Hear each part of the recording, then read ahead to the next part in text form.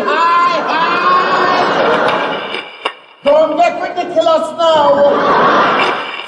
No way, no nights like yard. You will experience a cultural spectacle like never before. Enough Jamaica's sing thing, me miss. Me not tell you no lie. But when me remember me sweet Jamaica, what a time of me. Bright sunshine, bright blue sea, hilltop kiss in the sky, river sing song, moonshine night. Ay, ay, ay, ay.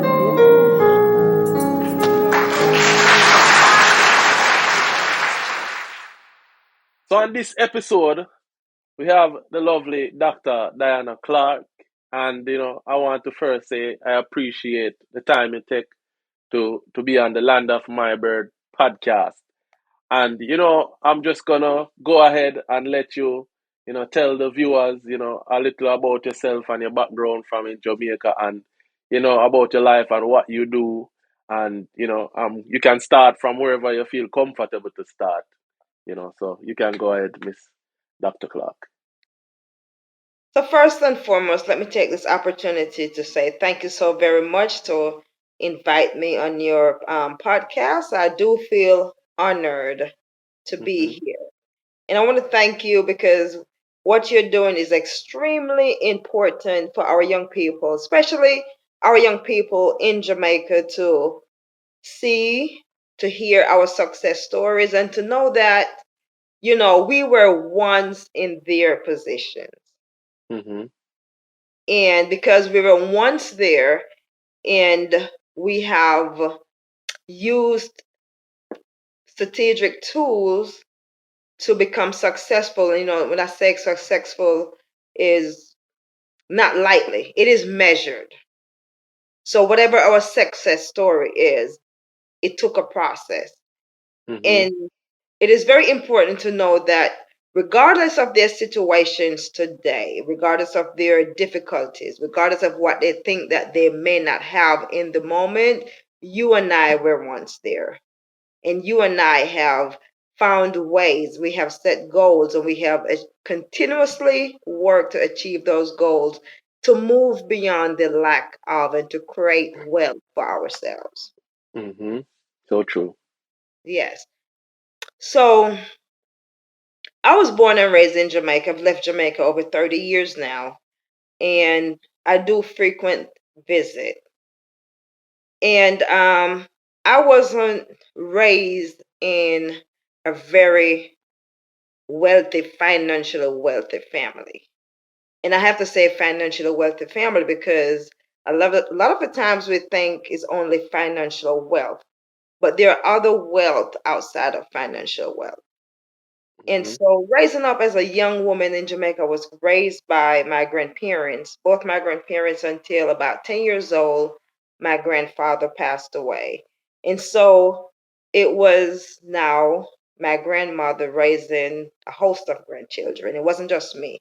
It was my other siblings and cousins. And, those were the great times. As I stated before, it wasn't financially wealthy, but she did the best that she could to ensure that we had at least the foundation, the foundational education. And back then, we would say, okay, we were poor. We didn't have a lot of things that there is today. However, as I sat today and sometimes I reminisced on life, those are the qualities of life, and the lack of and the setback is what paved our way to become successful men and women. Because we decided to break that. We decided to become more educated. And as I speak about educated, I'm not only referring to formal education, because we can educate ourselves outside of formal education. And so Mm-hmm. my passion is to work with young people. And my passion is to work with young people, specifically with our young ladies. And you may ask why, young ladies. Mm-hmm. I can relate to them more. And Based on your so, experiences. based on my experiences, I can relate to them more. And I've been working in the juvenile justice field for over 23 years. And that is my passion, working in the juvenile justice field with our troubled or with our delinquent juveniles. And so, in ways that that I can relate to them is some of their traumatic experiences that contributed to their delinquent act. I have experienced some of those traumatic events. Mm-hmm. And if you look at research will tell you that if you have one risk factor, you're highly likely to become involved in the juvenile justice slash criminal justice system. And what are some of the risk factors? Some of the risk factors that are commonly measured, or one, being raised in a single parent household. And when we say single parent household, usually it's referred to a single mother household. And Mm-hmm. I'm sure, Lloyd, you have heard that. Mm-hmm. Two is being raised in a family unit where it is dysfunctional. And dysfunctional could be in an entire episode by itself to explain dysfunctional, but being Mm-hmm. raised in a dysfunctional household. You have another one, low performance, low academic performance in school, being involved in substance abuse early, Mm-hmm. and even getting into the juvenile justice system early. So if you have one, and those are only a few that I've listed. So research has shown that if you have one of those, you are highly likely to become involved.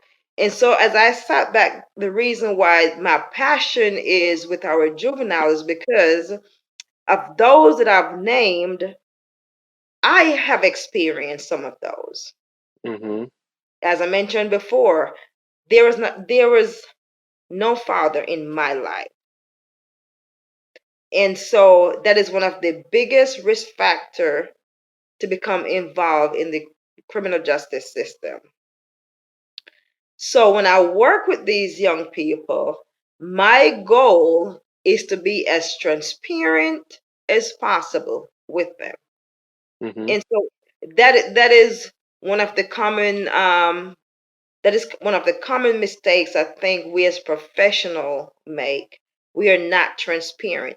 And I'm not saying to tell them your entire history, but be as transparent as you can to say, I understand what you're going through. Relatable. Mm-hmm. Right. I've been there. And since I've been there and this is what I have done, maybe you can try my tools that I've used. Maybe you can try my resources. And so I also look back on, if you study person centered theory, one of the greatest things that resonates with me is that we all has the full potential to grow and achieve. Mm-hmm. One of the reasons why that's not actualized is because we don't have the support. Mm-hmm. So And true. so our job as professional is to support them, to help them identify their full potentials. And the more I work with these young ladies, the more I can see myself, my younger self, in some of them. Mm-hmm. And the more I'm motivated to assist them beyond their difficulties, beyond their challenges, to assist them to see life from a different perspective. Because the truth of the matter is, most of them have gotten to the place where they have lost confidence in self, where they have lost their self-esteem. And I want to say it's Marcus Mosiah Garvey who said, "A man without self-confidence have lost the race of life in this journey," and that's not quote for quote. Mm-hmm. I don't know if you know that quote. No, I'm actually need to Yeah. get my Yes. my And, knowledge up. and so one of the things I do teach my young men that I work with is to have confidence in self. Because if you lost the confidence in self, you are twice as defeated in this race called life. That is, Mm-hmm. yes.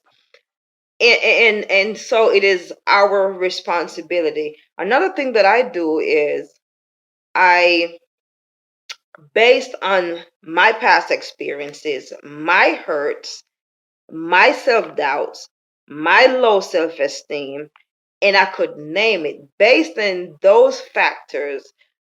Myself becoming a been raised not even in a single parent home, but in a with my grandparents, Mm-hmm. becoming a single mother, and with all those risks together, I form a nonprofit organization, Move Beyond. And with this nonprofit organization, Move Beyond really sounds so cut and dry. But when you Mm-hmm. ask Move Beyond, what is Move Beyond? You as an individual has to know what exactly you want to move beyond from. What is Mm-hmm. the doubt? What is it that hindering you from becoming the best version of yourself? And so with that, we target the less fortunate, those who with low academic achievement, those who are just left behind. Because what we see Mm-hmm. in society today is even with our students, and we are not saying not to reward those, right, who have put their best effort out there and earned those scholarships. But what about those who are performing below academic level? Do Mm-hmm. we just leave them behind because they do not have the GPA to go on a college tour? No, those are the ones that my nonprofit really target. Because the Mm-hmm. truth is, you and I, we don't know why they're performing below average. We Mm-hmm. don't know why they're misbehaving in school. We have not seen the root of the issue. What we are seeing is just the surface. So if we take True. time to meet with them, have a motivational interview, because when you do a motivational interview, they're not even aware that you're collecting data. We're just sitting there having a conversation. Mm-hmm. Then once we have conduct that motivational interview, majority of the time we can get to the root of the issue. Once we get to the root of the issue, then we're better able to provide assistance. So let me ask you this. With your foundation, have you ever considered expanding it to Jamaica? I have definitely Mm-hmm. considered expanding, going to Jamaica to do a motivational summit at my Mm-hmm. all age school. At your all age school. Because with my nonprofit, our biggest Mm-hmm. event is career summit, motivational summits, whether it be career Mm-hmm. summit, educational summit, or even mental health awareness summit. Mm-hmm. And so we bring the resources into our community. Mm-hmm. Our young people who most of them do not have the resources or lack or really do lack a way to get getting those resources. Yeah. Because you have family members who doesn't have transportation, and like I said, these population, our at-risk young people, are always left behind. Behind. Yeah. And that is one of the things, what that I want to, because oftentimes I'm here in America and we hear all of the statistics and Mhm. who is you know the life of so many kids and everything going bad, and the statistics, and looking in America with so many stuff in abundance, and the struggles these people here are going through, it oftentimes have me reflecting back on Jamaica and knowing, so we don't have half those kind of resources. So we're probably going through 10 times Yeah. these kind of challenges Hmm. than anyone else, because as you know, Jamaica still and all of the resources, and you know that is why one of the reasons we find it important for a professional as you here that Hmm. have been trained in a high level, those kind of skills would be valuable to us and back home, and to be able to navigate, help kids in Jamaica navigate through what they're going through as well. And Hmm. what you ever think about what that level of trauma, that higher level of trauma, higher level of obstacles, people in Jamaica go through, and wonder how it affect them, because me tend to think a lot on how does it affect them. Seeing here is so easier and Jamaica is so challenging. Like, you ever wonder like how much it really a damage a lot of young kids back home? Yes, and let me say this, and I know this was way back in Mhm. the 70s when I was born and been raised. I just told my age. But anyways, Mhm. that was way back when. One of the things I think one of the thing is generational or Mhm. traditional. We don't speak about the traumatic events that we're experiencing in our homes or within the community. It could be Mhm. anything from physical abuse, it could be sexual abuse, right? And those are the two of the main two that we never speak about, because what happened at home stays at home. And that's why Mhm. we see so many of us young people, we either become so hopeless Mhm. because we're living what we say, we're living a total facade, right?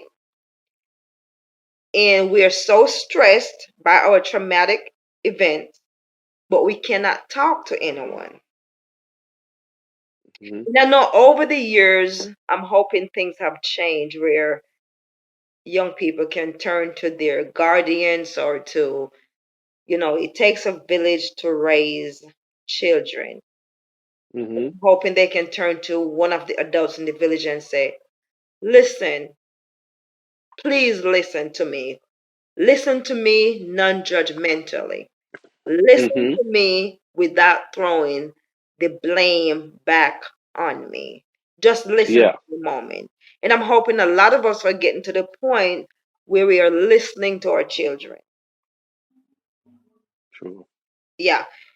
And so I'll go back to say, we can have a young person in school, right? And all they do is go to school because you have to go to school. It is required. But you go to school and you're not performing to the level of your ability. Mhm. And usually what happens then? Usually you get home with a C or a failing grade, number one. And I'm talking about back then, number one, Mhm. teacher punish you or beat your butt in school, right? For not passing. You get home and it's the same thing. But who took the time to say, listen, why are you not paying attention in school? What is so difficult? How can I help you?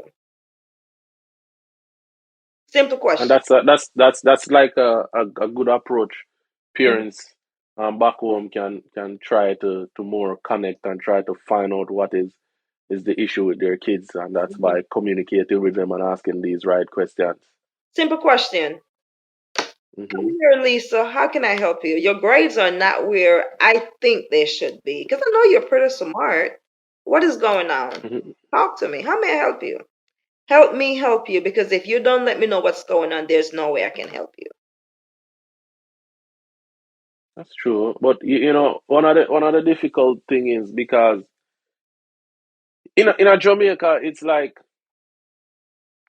there's a lot of strong figures. You Mm-hmm. know, one of the things we noticed when I went back home in last year is like, especially because me believe a lot majority of Jamaica problem lies in the poor areas, the ghetto, the inner cities, the garrison, these kind of places, and these places it lack a lot of of figures and strong figures and influential figures, because even with the violence it creates so much fatherless youth. Right. It is like a it's at a point where it's at a dangerous level where so much youths don't have a father, not because of them abandon them youth, it's because them they're dying. Mm-hmm. And one of the things when we realize with gangs and violence is it offer this sense of community, this sense of belonging. And these are the kind of influences that or the younger youths them are rely on. So there's a lot of dysfunctional stuff happening, and there's a lot of ways where these young persons coming up now might not know how to express themselves like that, or how we even react to that kind of approach. And Mm-hmm. that's one of the things where we are hope we can learn how we approach that with a child where might not necessarily know how to respond to you being that kind of attentive and asking these kind of questions. Maybe that would have made them feel weird because they're not used to express themselves like that. What do you think? And that's very true. But then it's you and I, we have to hold ourselves accountable. It's now our responsibility. And so, Mm-hmm. as I mentioned before, you and I have, and I'm not going to say overcome because we're still overcoming, right? Mm-hmm. Mm-hmm. But Mm-hmm. you and I now, are, we're more educated, we're more knowledgeable. So now here we are. We have to take it back, as you asked before. Have I ever thought about taking this service to my back in Jamaica? Mm-hmm. We have to take it back to our communities. We Mm-hmm. have to we have to meet with parents, and that's one of the things that I wish we could do on a whole, and I wish that our parents would be receptive. Mm-hmm. So if you go back to your area, Lloyd, and said, it is too much violence, too much crime here, there's still there's still a certain percentage of young men and young women who we can attempt to save, right? Mm-hmm.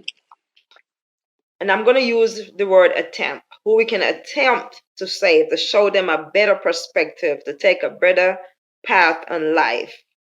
Mm-hmm. And you can meet with parents, and parents be so receptive instead of saying, so what? Are you saying I'm a bad parent? And that is some of the potholes that we actually experience when you're bringing Mm-hmm. the resources in, and it's not only in Jamaica, it's everywhere, it's here too. Mm-hmm. When you're bringing the resources in that you think can be beneficial to that family unit to save our young people within that family, sometimes we Mm-hmm. become very offensive. Mm-hmm. What are you saying? I'm not raising my children right? Mm-hmm. What are you saying? Are you calling me dumb? Instead of saying, okay, you're here to help. This is the area in which I would need some assistance. And when I say assistance, it doesn't always mean money. Mm-hmm. We're talking about giving tools, coping mechanism. I worked with one parent and she was so very receptive. Everything happened at home, she would call law enforcement officers because she just didn't know how to deal with her children. Mm-hmm. And one day I said to her, ma'am, maybe have you thought about other ways to cope instead of calling law enforcement officers? Because when we call law enforcement officers and our young teenagers, and I'm not saying that there are times when we shouldn't call them, But when we call them for something so minute, what are we doing?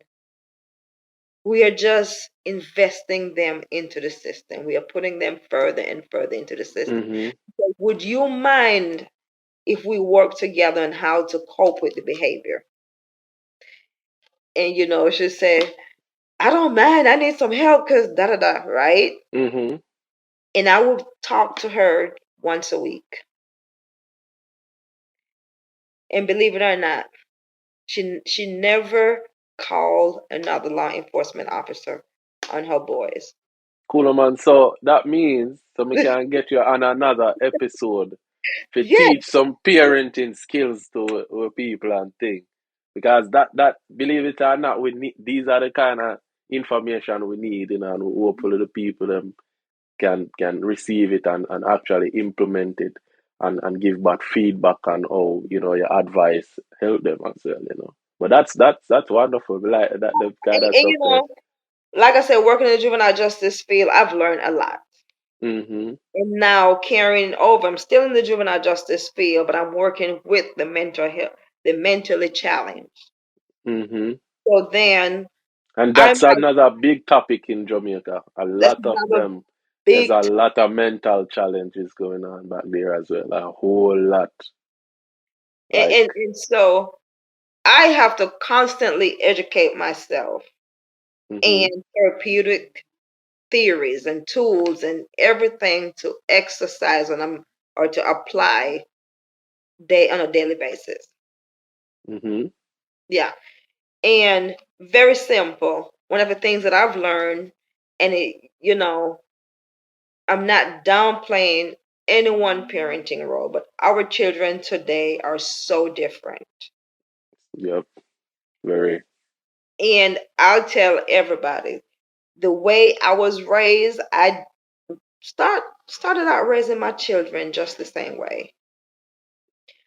But as I become a little bit more knowledgeable, sometimes, some of the values are still there, but sometimes I do have to take other measures.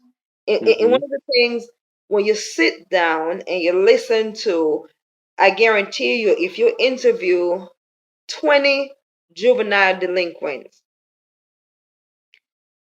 they would tell you, don't nobody, and I'm gonna just talk the way they talk.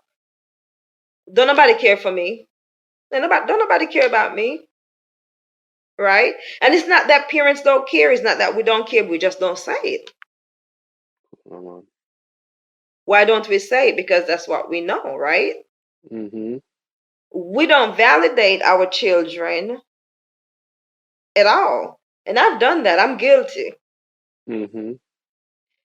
I was one such parent where if my children didn't make a straight A, as a Jamaican parent, you can Mm-hmm. only, right? And if my Yeah, man. children made a very low A, 92, 93, I still wouldn't be satisfied. Wow. And if they made, yes, and if they made a 98, I still would not be satisfied because I was looking for the perfection of the 100. Mm-hmm. But at the point when they make the 92, 93 on up, validate them. Let them know how proud you are of them. And even for those who miss their mistakes, getting in trouble, we shouldn't turn our backs on them. And that is where sometimes we make mistakes, right? Mm-hmm. And I'll forever say, I'm not condoning your problem. I'm not condoning the fact that you are stepping outside of the values and standard that I've taught you. Mm-hmm. But as a parent, I know if I turn my back on my children, I'm sending them to the streets. And that Yeah. is one of the reasons why we have so many of our young people in gangs or wannabe gangs. Mm-hmm. Because the gang is there readily, openly to accept them. And that is so true. That is so Yeah, true in America, in Jamaica, wherever right. it is in this world.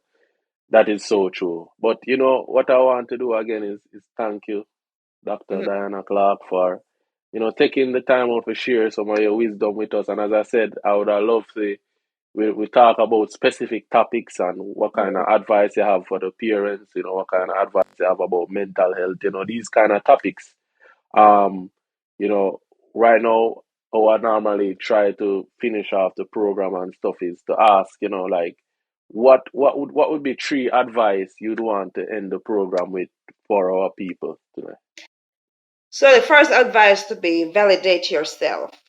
Mm-hmm. Be your authentic self, right? Never strive to become another person. We can idolize people, but we should never strive to become another person because we'll spend the rest of our lives trying to walk in a shoe that we can never fit. Mm-hmm. Powerful. And when we do that, then we lose who we are. We lose sight of ourselves Mm-hmm. and definitely lose our purpose and our destiny. True. And then my own philosophy is never use the lack of what we didn't have or what we don't have to be a crutch, to cripple us moving forward. Instead, use that as a motivation to improve ourselves I like that. and to improve the upcoming generation, our children. And that's Mm-hmm. so simple. We didn't have it, so now we're going to set goals and work hard to achieve those goals because everyone has the full potential. Mm-hmm. Everyone has the full potential. And the change that we all seek, it is within us. All we need to do is to actualize it. Wanna hear that? Also wanted to hear that. Mm-hmm. And last but not least, what's another advice? That was the three. I'll be that count right. That was three. That was the three. Oh. Yes. Oh. But you know, it's okay to ask for help. Mhm. It's definitely okay, guys, to ask for help. If you don't ask, sometimes we don't know to give a lending hand Mhm. because we all need emotional support. There you go. There you Yeah, we go. all need emotional support. And There you if you have it. don't ask, we won't be able to give a lending hand. Dr. Diana Clarke, I want to thank you again for joining us on my podcast, The Land of My Birth. And as I said, I'm looking forward to have you, share your wisdom on many other episodes. And, it's just a joy for me to know that, me I make all of this possible and we can, have the privilege to even know you if you come and share your knowledge and stuff, So it's a joy. Looking to we talk some more, so until then be safe, what I mean? Yes, And guys, anytime. make sure to take, a lot of notes and try to implement some of the stuff she talk about for make our lives, look small improvements, 1% at a time, Hmm. So thank you again, Dr. Diana Clarke. This is the land of my birth, and I'm Junior Hmm. Garrison. You guys have a good one. And may I say Hmm. one more thing? Yes, go ahead, man. So Yes, man.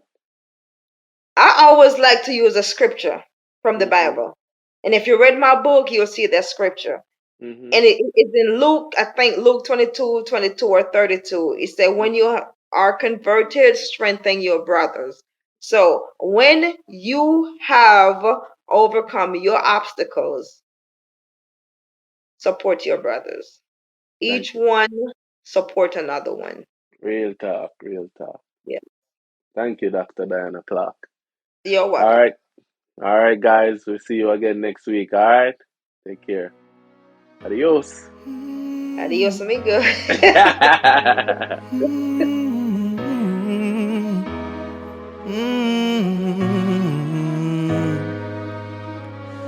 Yeah, my born poor and it's so sad.